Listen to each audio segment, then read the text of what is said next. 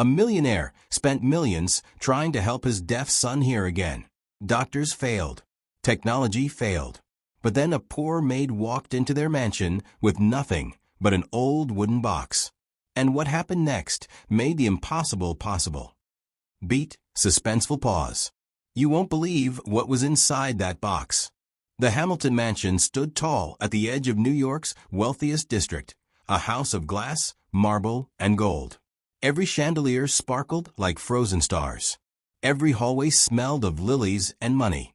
Servants moved quietly through its echoing corridors, never daring to raise their voices. Because in that mansion, silence wasn't just preferred, it was sacred. But it wasn't the kind of silence money buys. It was the kind that breaks hearts. At the center of that silence was a boy, Ethan Hamilton, 5 years old, bright brown eyes, a smile that could melt even the coldest soul. But he had never spoken a single word. Not mom. Not dad. Not even hello. He was born deaf. And the world around him was nothing but a painting with no sound.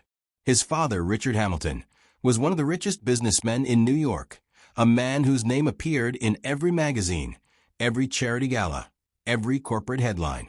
He could buy anything, but not his son's voice. For years, Richard poured his fortune into hope. Doctors from Switzerland, surgeons from Japan, therapists from across the U.S., they all came and went. Each one said the same thing, wrapped in polite words that still stabbed like knives. "We're sorry, Mr. Hamilton. There's nothing more we can do." Every time, Richard's jaw tightened. He would nod, shake hands, and send them away with checks that could buy mansions of their own. But money couldn't buy what his heart truly wanted. To hear his little boy say, "Daddy." Upstairs, behind a curtain of expensive silence, Lydia Hamilton, Ethan's mother, lived with quiet heartbreak. She had once been a singer, a voice so pure it could hush an entire room. But after Ethan was born, she stopped singing. She stopped everything.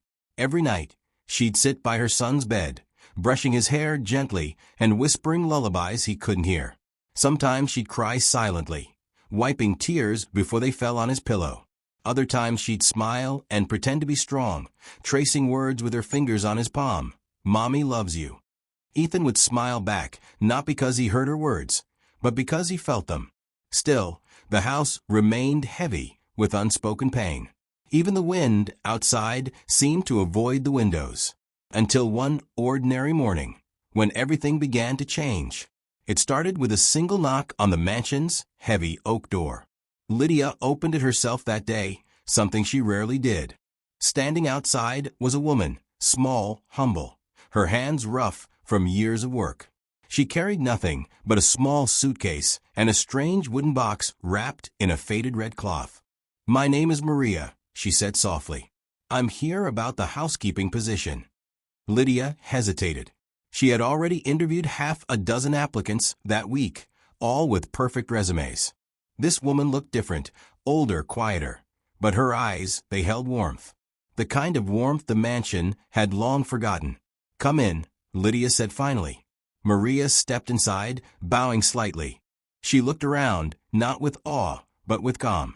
Her gaze lingered on a framed photo of Ethan on the piano, a small boy, smiling shyly at the camera.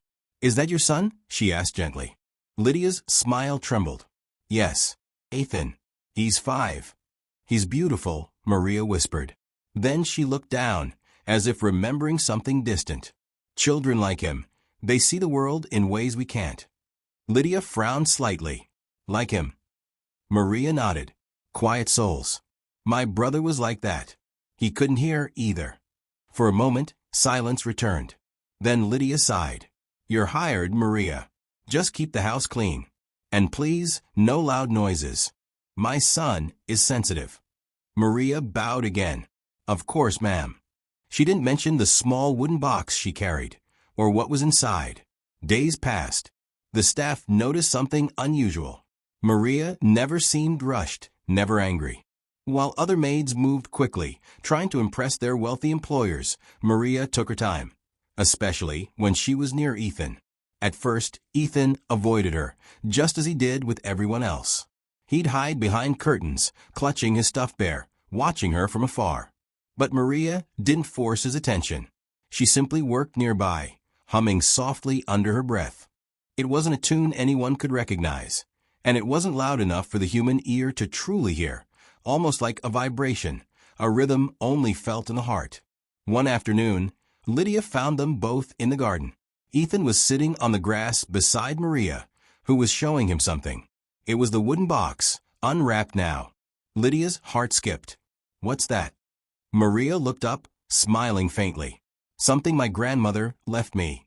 She said it helps people who've lost their voices or their light." Lydia gave a soft, polite laugh. "You mean a miracle?" Maria didn't answer right away. She touched the box gently and whispered, "Sometimes miracles don't come in white coats. Sometimes they come quietly." Lydia tilted her head, half curious, half unsure. "And what's inside it?" Maria smiled. "Something small, but powerful if the heart is ready." That night, when the mansion was wrapped in darkness, Maria tiptoed into Ethan's room. The moonlight spilled softly across his sleeping face. She placed the wooden box on his bedside table and opened it slowly.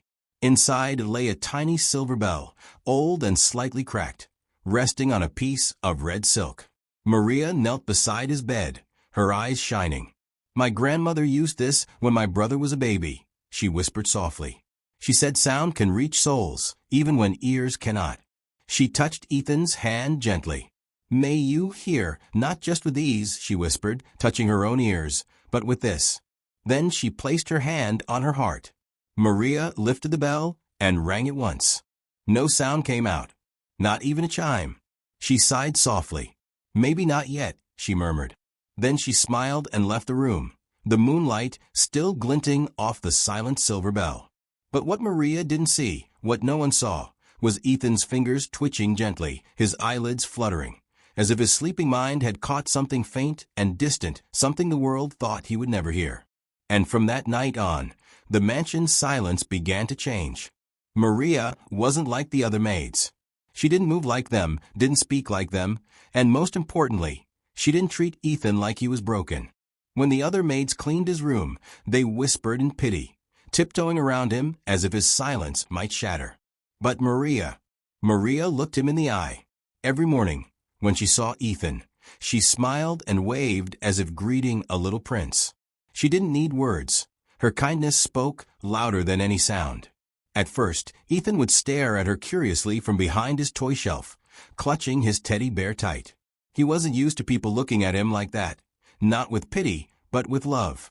One day, while dusting near the window, Maria turned suddenly and crossed her eyes, puffing out her cheeks like a balloon. Ethan froze, and then, for the first time in months, he laughed. It was silent, of course. No sound came out, but his small shoulders shook, his mouth opened wide, and his eyes gleamed with a joy Lydia hadn't seen in years.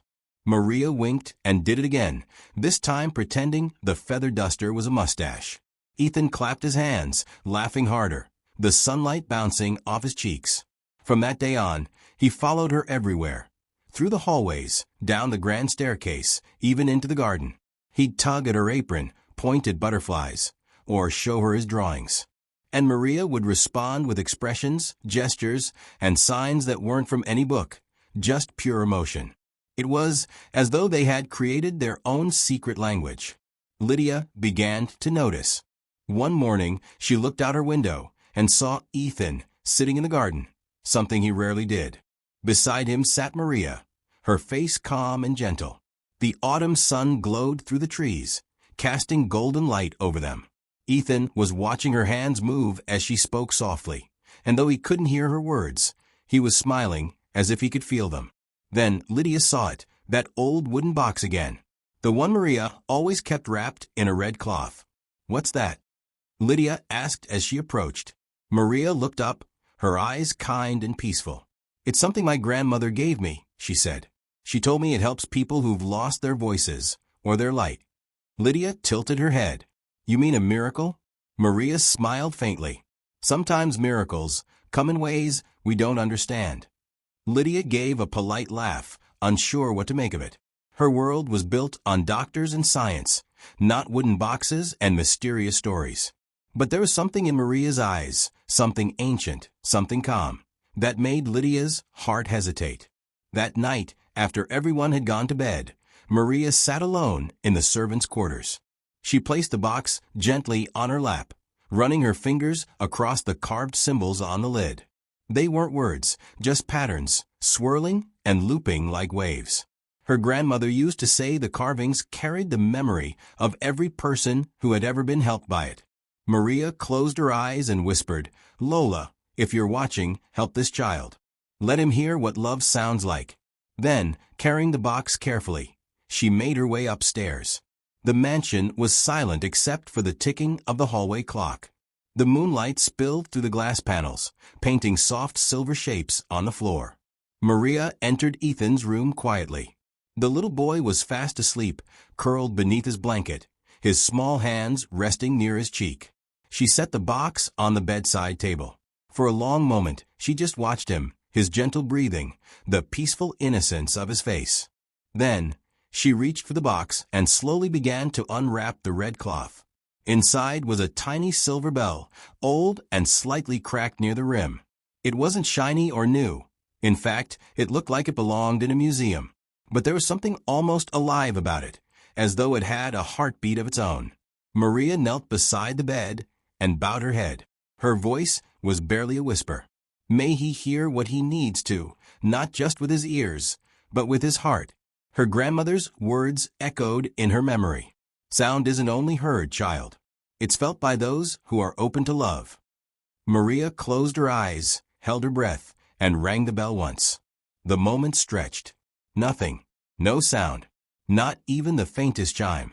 The mansion stayed quiet, heavy, and still. Maria sighed softly. Her shoulders dropped. "Maybe it's not time yet," she whispered sadly. She placed the bell back in the box, covered it with the cloth, and gently touched Ethan's hand. "Sleep well, little one," she murmured. "Tomorrow will be brighter." She stood and walked toward the door, her footsteps silent on the carpet. Just before she stepped out, she turned back one last time. Ethan was still asleep, his face peaceful. The moonlight shimmered across his blanket. Maria smiled softly, whispering one final prayer, then closed the door behind her. But what Maria didn't know was that something had happened. In the stillness of that room, the air seemed to shimmer faintly. The moonlight glinted against the silver bell, making it glow just for a second. Then, from somewhere deep within the silence, came a faint, distant sound. Not a voice, not music, just a vibration. Ethan's fingers twitched. His eyelids fluttered. His tiny chest rose as though he'd taken the deepest breath of his life. And then, the corner of his mouth curved into the faintest smile. It was as if he had heard something no one else could hear, something soft, pure, and gentle, like the echo of a mother's voice he had never known.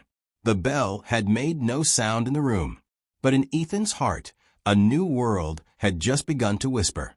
From that night on, things inside the mansion began to change. It was subtle, a lightness in the air, a warmth in the halls. And though no one understood why it all began the night, a simple maid rang a silent bell, and awakened something far more powerful than sound. The next morning began like any other, quiet, still, and heavy with the same old silence that had haunted the Hamilton mansion for years. The sky outside was soft and gray. Lydia sat by the dining table, stirring her tea absent-mindedly, her mind drifting as it always did, to Ethan. She thought about his smile, his gentle hands, the way he'd trace words in her palm. She loved her son more than anything, but she'd forgotten what laughter sounded like. Until that moment. It started faintly, a sound so small she thought she'd imagine it. A light giggle. Then another. It came again, clearer this time, bright, musical, full of life. Her hand froze midair. The teacup slipped from her fingers and shattered on the marble floor. Lydia's heart stopped. She knew that sound. It was her son's laugh. "Ethan," she whispered, breathless. Her chair screeched back as she ran, up the stairs, through the hallway, her pulse pounding in her ears. She burst into Ethan's room. And there he was, her little boy, sitting cross-legged on the rug, laughing uncontrollably. His cheeks glowed pink, his tiny hands clapped together, and his laughter, real audible laughter, filled the air. It was the first sound he had ever made. Tears filled Lydia's eyes as she dropped to her knees beside him. "Ethan, say that again, sweetheart," she cried, her voice trembling. He just giggled harder, pointing toward the window. Lydia turned and saw Maria standing in the garden, framed by sunlight. In her hands, she held the silver bell. It sparkled faintly in the morning light. Maria smiled softly and gave the bell a gentle ring.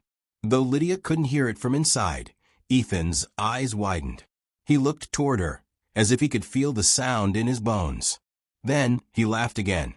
Lydia clutched her chest, sobbing. She didn't know what was happening. She didn't need to know. Her son was laughing. That was all that mattered.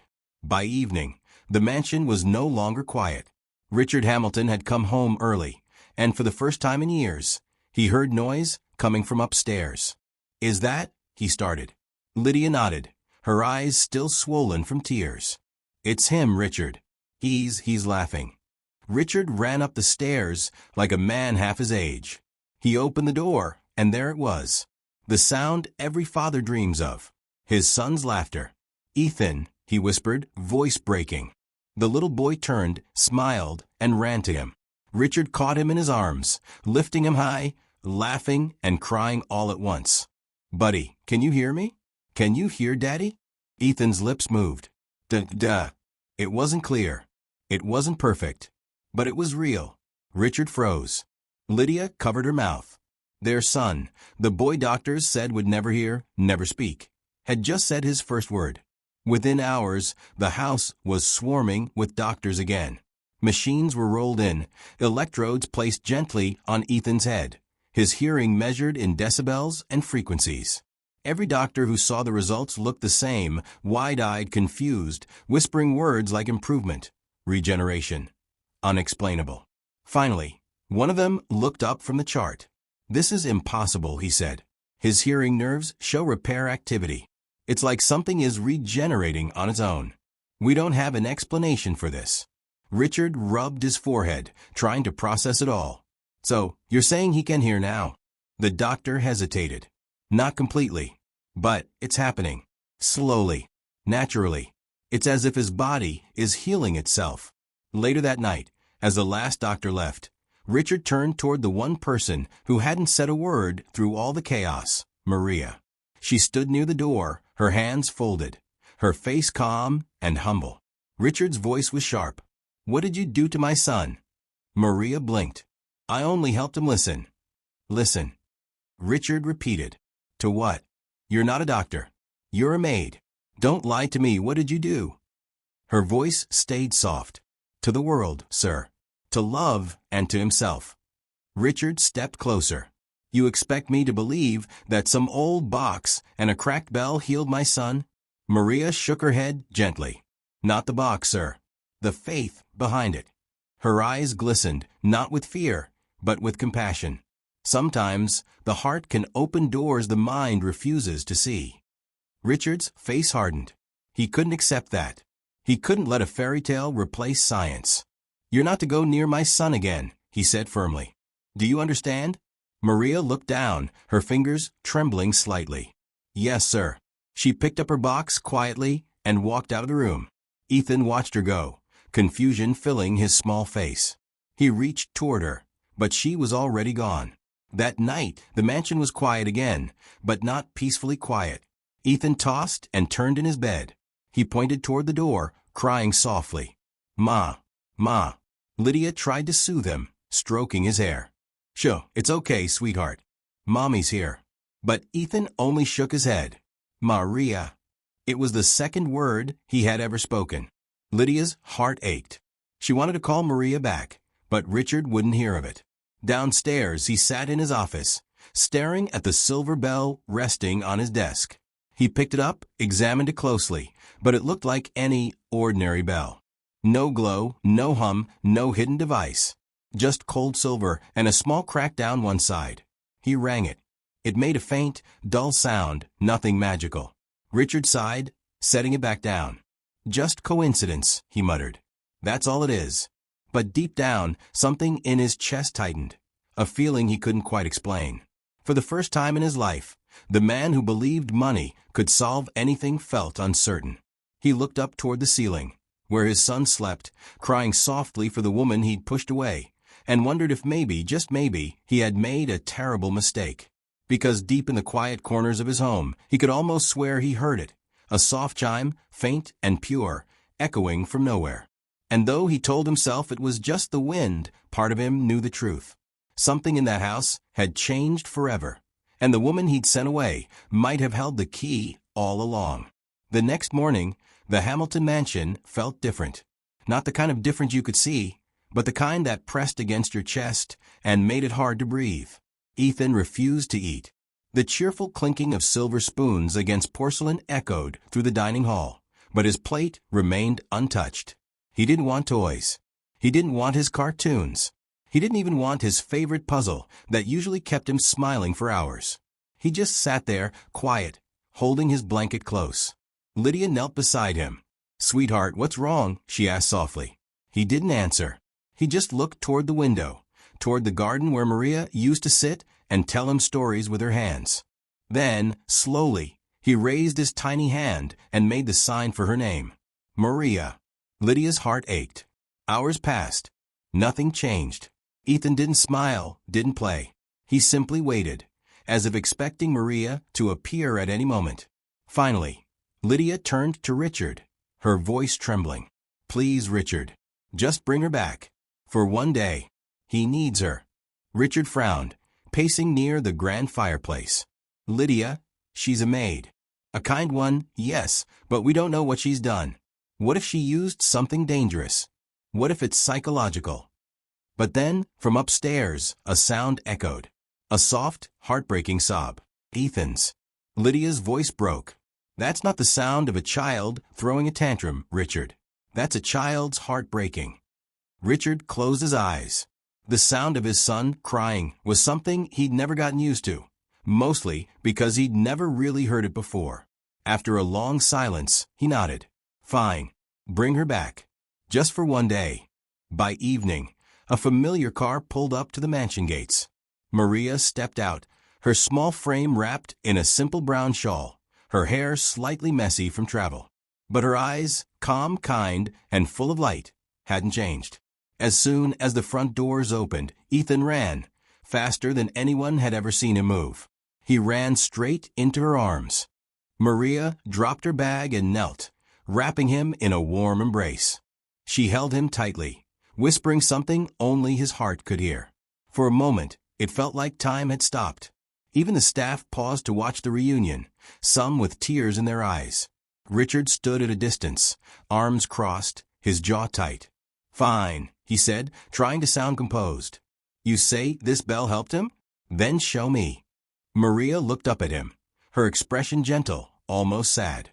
She reached into her bag and pulled out the same old wooden box, wrapped in the faded red cloth that now looked almost sacred. She placed it on the polished oak table in the center of the room. The sound of the latch clicking open seemed to echo louder than usual. Inside wasn't just the silver bell anymore. There was also a small, worn photograph, edges frayed, colors faded by time.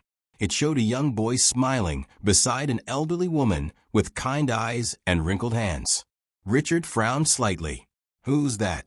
Maria touched the photo gently. Her voice was soft, filled with both sorrow and love. "That boy was my brother," she said.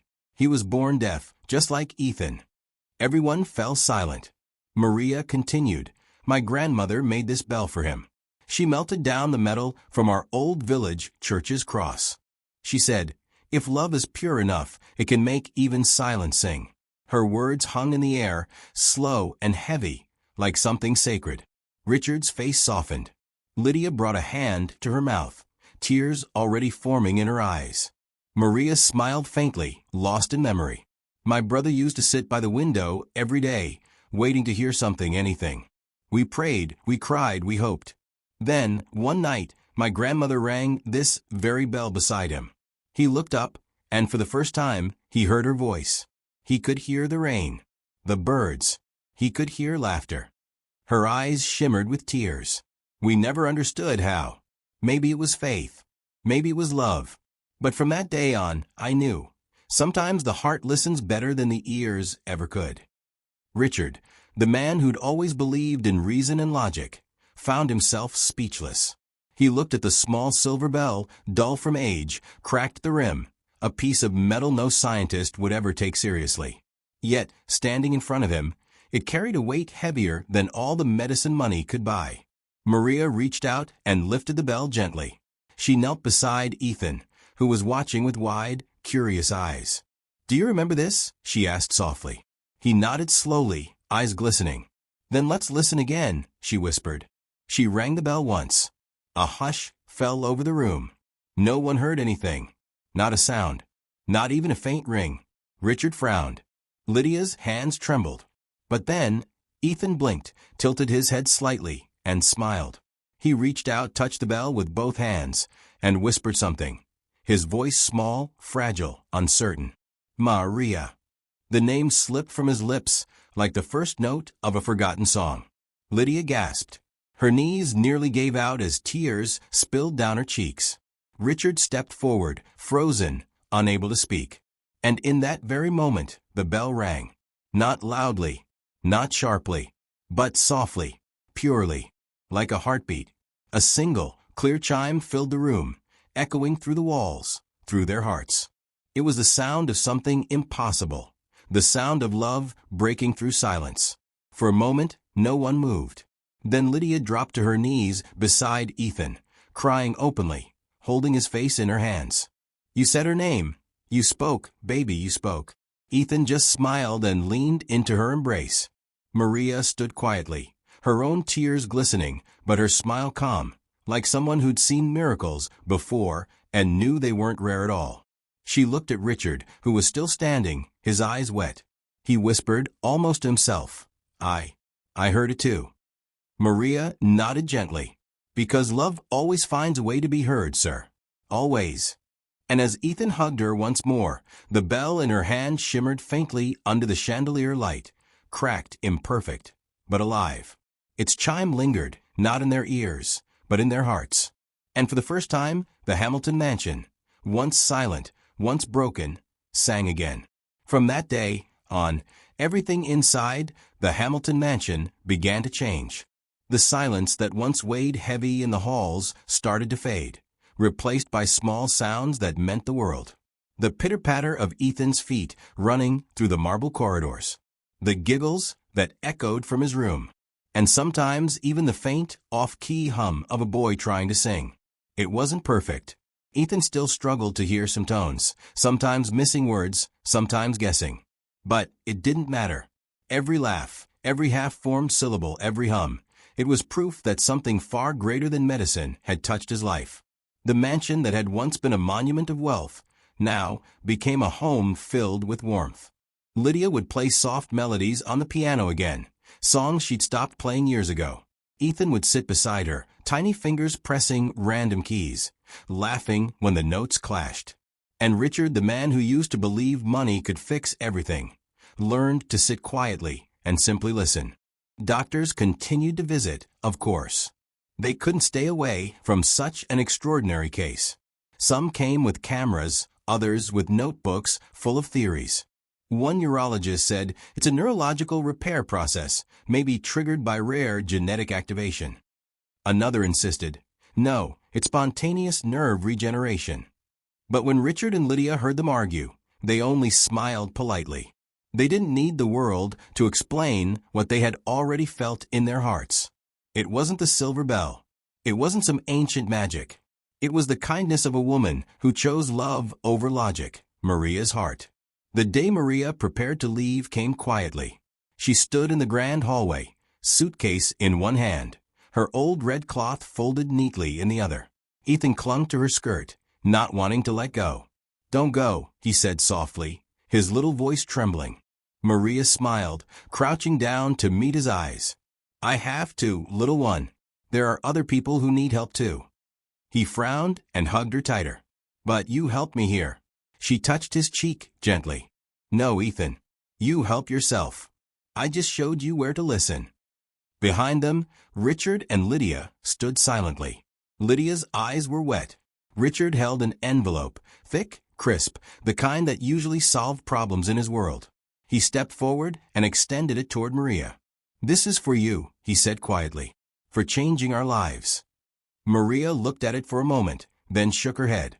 "I don't need money, sir," she said softly. "I only need one promise." Richard raised an eyebrow. "A promise?" Maria smiled. "Yes. Promise me that you'll never stop listening to your son. Not with your ears, but with your heart." For a long moment, Richard said nothing. Then he nodded, his throat too tight to speak. Maria placed her hand gently over his and closed the envelope, pushing it back toward him. "Then that's enough," she whispered. And with that, she picked up her suitcase and walked toward the front door. Ethan ran after her, calling, "Maria." His voice wavered, but carried strength. She turned, smiling through tears. "You see? You already sound perfect." Then she stepped out of the mansion, just as quietly as she had arrived. The door closed behind her, and the faint sound of the silver bell echoed one last time in the air. The years passed quickly. Seasons changed, the world spun forward, and Ethan grew up surrounded by love. He went to school, a small one, where teachers learned to understand his unique rhythm. He loved sounds most people ignored: rain tapping on windows, birds at dawn, even the soft hum of his mother's old piano. When he turned 16, he told his parents, "I want to learn music. Real music." Lydia's heart nearly burst with pride. Richard nodded quietly, remembering the promise he had made to Maria years ago. So Ethan learned, slowly, stubbornly, beautifully. At first, he struggled to match notes. His hearing wasn't perfect, but he felt the vibrations through his fingertips, through the floor, through his chest. He began composing by feeling instead of hearing, and somehow, his melodies touched everyone who listened. It was as if his soul had found its own language. Years later, Ethan Hamilton became a music teacher. Not at a fancy academy, not at a private conservatory, but at a small school where children who couldn't hear, couldn't speak, or couldn't believe in themselves came to learn. Every morning, he'd greet them with a smile. He never used pity, never forced them to fit into a world they couldn't fully hear. Instead, he showed them how to feel sound, through rhythm, through vibration, through love. He'd tell them stories of a kind woman who once helped a silent boy hear the world again. His favorite lesson, the one he repeated every semester, always ended the same way. "Sound isn't just what you hear," he'd say, placing a hand over his heart. "It's what you feel when someone believes in you." The classroom would go quiet for a moment, students watching him with shining eyes. Then he'd smile and point to the small object resting on his desk, a tiny, cracked silver bell sitting on a cushion of faded red cloth. "Whenever you forget how powerful love is," he'd tell them, "listen to this. Even if you can't hear it, you'll feel it." Sometimes, when the sunlight hit the bell just right, it would shimmer faintly, and Ethan swore he could almost hear a soft, distant chime. One evening, after his students left, Ethan sat alone in the empty classroom. He held the bell in his palm, running his thumb along the crack on its rim. Outside, rain began to fall, soft and steady, the same sound he had loved since childhood. He closed his eyes and smiled. In his mind, he could still see Maria, standing by the window, that same gentle smile on her face. "Thank you," he whispered, "for teaching me to listen." The rain tapped a rhythm on the glass, and for a brief, beautiful moment, Ethan thought he heard another sound, faint, pure, and familiar. A single chime. He looked at the bell in his hand and laughed softly. "Still ringing, huh?" And somewhere, whether in memory or in spirit, Maria's voice seemed to answer. "Always. Because love never goes silent." That night, as Ethan locked the classroom and walked out into the rain, he carried the silver bell in his pocket. Its weight was small, but its meaning was endless. Because miracles don't always arrive with thunder or magic. Sometimes they come quietly, carried by a humble woman, a cracked silver bell, and a heart that chose love over everything else. And for Ethan Hamilton, that was enough to keep the world singing forever. Some miracles don't come from doctors or machines. They come from hearts that care. That little silver bell may have cracked long ago, but its echo never faded. Because when love is pure enough, It doesn't just break silence, it teaches the world to listen.